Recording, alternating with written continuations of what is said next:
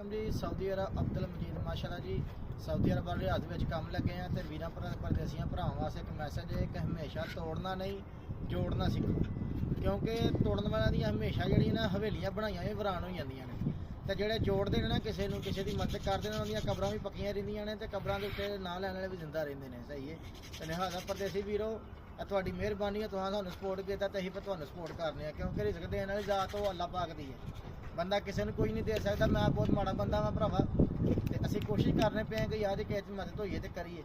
ते बाकी वीर भरा जिन्हां नूं कम्म मिल गया वो तो खुश ने ते जिन्हां नूं नहीं मिलदा भरावा वो पे सानूं पे कमेंट मारदे रंग बिरंगे ते कमेंट ना रंग बिरंगे मारिया करो। रोज़ी देण वाली ज़ात अल्लाह दी है।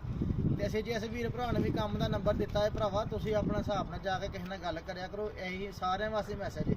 ਤੇ ਜੇ ਕੋਈ ਵੀਰ ਭਰਾ ਮਿਹਰਬਾਨੀ ਕਰਕੇ ਮੇਰੇ ਨਾਲ ਗੱਲ ਕਰਦਾ ਤੇ ਮੈਂ ਉਹਨੂੰ ਇਹ ਮੈਸੇਜ ਦੇਣਾ ਚਾਹੁੰਦਾ ਵਾਂ ਭਰਾਵਾ, ਜੇ ਮੈਂ ਕਿਸੇ ਨੂੰ ਨੰਬਰ ਦਿੱਤਾ ਜਾਂ ਕਿਸੇ ਨੂੰ ਕੰਮ ਤੇ ਲਵਾਇਆ ਤੈਨੂੰ ਚੰਗਾ ਲੱਗੇ ਤੇ ਜਾ ਕੇ ਕਿਸੇ ਨਾਲ ਕੰਮ ਕਰਿਆ ਕਰ, ਨਾ ਚੰਗਾ ਲੱਗੇ ਤੇ ਨਾ ਜਾਇਆ ਕਰ। ਠੀਕ ਹੈ, ਇਸ ਵਾਸਤੇ ਇੱਥੇ ਚੰਗੇ ਵੀ ਬੜੇ ਨੇ ਤੇ ਮੰਦੇ ਵੀ ਬੜੇ ਨੇ। ਚੰਗੇ ਘੱਟ ਤੇ ਮੰਦੇ ਬਹੁਤੇ, ਹਰ ਰੰਗ ਦੇ ਬੰਦੇ ਨੇ ਤੇ ਕਿਸੇ ਦੇ ਕੋਈ ਢਿੱਡ 'ਚ ਨਹੀਂ ਬਣਿਆ ਹੁੰਦਾ। ਸਹੀ ਹੈ, ਤੇ ਅਸੀਂ ਤਾਂ ਸਿਰਫ ਨੰਬਰ ਲੈ ਕੇ ਦੇਣ ਦੇ, ਨਾ ਤੇਰੇ ਕੋਲ ਕੋਈ ਪੈਸਾ ਲੈਣਾ ਤੇ ਨਾ ਕਿਸੇ ਹੋਰ ਠੇਕੇਦਾਰ ਕੋਲ ਲੈਣਾ। ਤੇ ਲਿਹਾਜ਼ਾ ਇਹ ਪਰਦੇਸੀਆਂ ਦੀ ਮਿਹਰਬਾਨੀ ਹੈ ਜਿਹੜੇ ਸਾਨੂੰ ਲਾਈਕ ਕਰਦੇ ਨੇ, ਫੋਲੋ ਕਰਦੇ ਨੇ, ਕਮੈਂਟ ਕਰਦੇ ਨੇ। ਤੇ ਇਨਸ਼ਾਅੱਲਾ ਅਸੀਂ ਕੋਸ਼ਿਸ਼ ਕਰਨੇ ਆ ਭਰਾਵਾ ਕਿਸੇ ਦੀ ਮਦਦ ਕੀਤੀ ਜਾਏ ਤੇ ਹੋ ਸਕੇ, ਕਿਉਂਕਿ ਸਾਡੇ ਮਾਂ ਪਿਓ ਨੇ ਸਾਨੂੰ ਇਹ ਕਿਹਾ ਕਿ ਪੁੱਤ ਆਪਣਾ ਨੁਕਸਾਨ ਕਰ ਲਿਓ, ਕਿਸੇ ਦਾ ਹੱਕ ਨਾ ਖਾਇਓ। 15 ਸਾਲ 16 ਹੋਣ ਡਏ ਨੇ ਸਊਦੀ ਅਰਬ ਦੇ ਵਿੱਚ ਆਇਆ। ਅੱਜ ਦੇ ਦਿਨ ਤੱਕ ਪਿੰਡ ਮੇਰਾ ਜੁਧਾਲਾ ਹੈ, ਸਹੀ ਹੈ, ਤਹਿਸੀਲ ਪਸਰੂਰ, ਜ਼ਿਲ੍ਹਾ ਸਿਆਲਕੋਟ। ਕੋਈ ਬੰਦਾ ਵੀ ਸਾਬਤ ਕਰ ਛੜੇ ਕਿ ਇਸ ਠੇਕੇਦਾਰ ਨੇ, ਇਸ ਮਜ਼ਦੂਰ ਬੰਦੇ ਨੇ ਜਾਂ ਇਸ ਮਾੜੇ ਬੰਦੇ ਨੇ ਕਿਸੇ ਦਾ ਰੁਪਈਆ ਵੀ ਰੱਖਿਆ ਹੋਏ ਤੇ ਇੱਥੇ ਵੀ ਦੇਣ ਆ ਤੇ ਅਗਲੇ ਜਹਾਨ 'ਚ ਵੀ ਦੇਣਦਾਰ।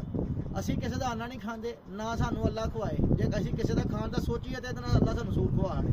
ਸਹੀ ਹੈ, ਤੇ ਪਰਦੇਸੀ ਵੀਰੋ ਰਿਜ਼ਕ ਦੇਣ ਵਾਲੀ ਫੇਰ ਜ਼ਾਤ ਅੱਲਾ ਪਾਕ ਦੀ ਹੈ। ਮੈਂ ਕਿਸੇ ਨੂੰ ਕੋਈ ਨਹੀਂ ਦੇ ਸਕਦਾ, ਮਾੜਾ ਬੰਦਾ ਮੈਂ ਤੁਹਾਡੀ ਸਪੋਰਟ ਚਾਹੀਦੀ ਹੈ। ਜੇ ਤੁਸੀਂ ਸਪੋਰਟ ਕਰੋਗੇ ਤਾਂ ਤੁਹਾਡਾ ਨਾਲ ਅਸੀਂ ਵੀ ਖਲੋਵਾਂਗੇ, ਅਸੀਂ ਤੁਹਾਡੀ ਮਦਦ ਕਰਾਂਗੇ। ਤੇ ਜੇ ਤੁਸੀਂ ਸਾਡੀ ਸਪੋਰਟ ਨਹੀਂ ਕਰਨੀ, ਪਰਦੇਸੀਆਂ ਨੇ ਸਾਡੀ ਆਈਡੀ ਨੂੰ ਫਾਲੋ ਨਹੀਂ ਕਰਨਾ ਜਾਂ ਸਾਨੂੰ ਸਪੋਰਟ ਨਹੀਂ ਕਰਨੀ ਜਾਂ ਸਾਡੇ ਨਾਲ ਠੇਕੇਦਾਰ ਨਹੀਂ ਜੁੜਨੇ, ਤੇ ਮੈਂ ਤੇ ਦੂਰ ਨੂੰ ਕੰਮ ਲਵਾ ਦਾਂਗਾ, ਚੌਣ ਲਵਾ ਦਾਂਗਾ ਤੇ ਇੱਥੇ ਤੇ ਹਜ਼ਾਰਾਂ ਨਾਲ ਫੋਨ ਆਉਂਦੇ ਨੇ। ਤੇ ਲਿਹਾਜ਼ਾ ਤੁਹਾਡੀ ਮਿਹਰਬਾਨੀ ਹੈ ਭਾਜੀ, ਜਿਹੜਾ ਬੰਦਾ ਵੀ ਸਾਨੂੰ ਲਾਈਕ ਫੋਲੋ ਕਰਦਾ ਉਹ ਸਾਡੀ ਆਈਡੀ ਰੀਪੋਸਟ ਕਰਿਆ ਕਰੋ ਯਾਰ। ਚਲੋ ਜੇ ਕਿਸੇ ਦੀ ਮਦਦ ਹੋਈ ਹੈ ਤੇ ਮਦਦ ਉਹ ਕਰ ਸਕੀਏ, ਨਾ ਹੋਏ ਤੇ ਵੀਰ ਦਿਲੋਂ ਮਾਜ਼ਰਤ।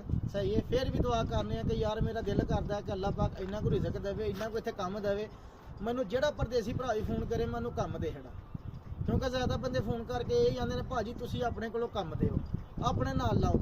ਆਪਣੇ ਨਾਲ ਤੇ ਭਰਾਵਾ ਜਿੰਨਾ ਕੁ ਹੋਣਾ, ਮੇਰੇ ਨਾਲ 7-8 ਬੰਦੇ ਜਾਂ 6 ਬੰਦੇ ਜਾਂ 4 ਬੰਦੇ ਜਿਹੜੇ ਆਉਂਦੇ ਨੇ, ਮੈਂ ਇਹਨਾਂ ਦਾ ਰਿਜ਼ਕ ਚਲਾਉਣ ਡਿਆ ਵਾਂ। ਰਿਜ਼ਕ ਮੈਂ ਨਹੀਂ ਚਲਾਉਣ ਡਿਆ, ਅੱਲਾ ਦੀ ਜ਼ਾਤ ਚਲਾਉਣ ਡਈ। ਮੈਂ ਤਾਂ ਕੋਈ ਸੋਚੇ ਕਿ ਹੋਰ ਕੁਫਰੀਆ ਕਲਮਾ ਬੋਲਦਾ, ਪਰ ਨਹੀਂ, ਰਿਜ਼ਕ ਦੇਣ ਵਾਲੀ ਸਿਰਫ ਜ਼ਾਤ ਅੱਲਾ ਪਾਕ ਦੀ ਹੈ। ਠੀਕ ਹੈ, ਬੰਦਾ ਤਾਂ ਸਿਰਫ ਛੋਟਾ ਮੋਟਾ ਵਸੀਲਾ ਬਣ ਸਕਦਾ। ਮਿਹਰਬਾਨੀ ਪਰਦੇਸੀਓ, ਤੁਸੀਂ ਸਾਡੀ ਵੀਡੀਓ ਲਾਈਕ ਕਰ ਦਿਓ, ਫੋਲੋ ਕਰ ਦਿਓ, ਕਮੈਂਟ ਕਰ ਦਿਓ ਤੇ ਬਹੁਤ ਸ਼ੁਕਰੀਆ। ਸਾਰੀ ਵੀਡੀਓ ਗੱਲ ਚੰਗੀ ਲੱਗੇ ਤੇ ਵੀਰ ਨੂੰ ਜਿਹੜਾ ਨਾ ਦੁਆਵਾਂ ਜ਼ਰੂਰ ਯਾਦ ਰੱਖਿਓ। ਕਰੀ ਸਲਾਮ।